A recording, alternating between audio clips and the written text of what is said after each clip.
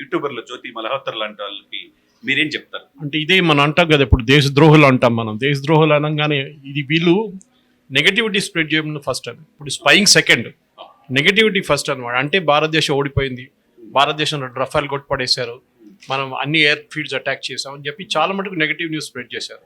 దానికి సోషల్ మీడియాలో చాలా మంది, నాలాంటి వాళ్ళు కూడా చాలా మంది దాని వ్యతిరేకంగా మనం పోరాడాం, దాని గురించి ఎగ్జాక్ట్ న్యూస్ తీసుకొచ్చాం. పిఏబి కూడా ఈసారి చాలా బాగా ఫంక్షన్ చేస్తుంది గవర్నమెంట్ ఆఫ్ ఇండియా. కానీ నాకు అన్నిటికంటే దాని నెరేటివ్ వార్ నడుస్తుంది. ఈ యుద్ధం ఒకటే కాదు, మీరు గాజా ఇజ్రాయెల్ వార్ చూడండి, యుక్రెయిన్ రష్యా వార్ చూడండి, వీళ్ళందరూ వీళ్ళ మెయిన్ ప్రాబ్లం ఏంటంటే వీళ్ళు మాట్లాడుతున్నది నెరేటివ్ వార్. మేము గెలుస్తున్నాం, మేము గెలిచేసాం, మా ప్లేన్లు పోయినాయి, మీ ప్లేన్లు పోయినాయి అని చెప్పి కొట్టుకుంటున్నారు.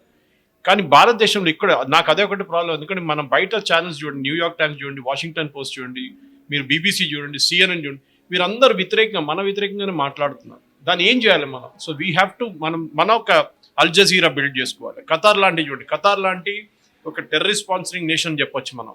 ఈవెన్ సౌదీ అరేబియా అంటారు, వాళ్ళు అల్ జజీరా ఎందుకు పెట్టుకున్నారంటే ఒక పాజిటివ్ న్యూస్, వాళ్ళ దేశం గురించి ఎవరు మాట్లాడలేదు ఖతార్ గురించి. సో వాళ్ళ దగ్గర డబ్బులు మస్తున్నాయి, వాళ్ళు డబ్బులు పెట్టి ఒక ఛానల్ తయారు చేసుకున్నారు. ఆ ఛానల్తోని వాళ్ళు వరల్డ్ వైడ్ ప్రాపగెండా చేసుకుంటున్నారు.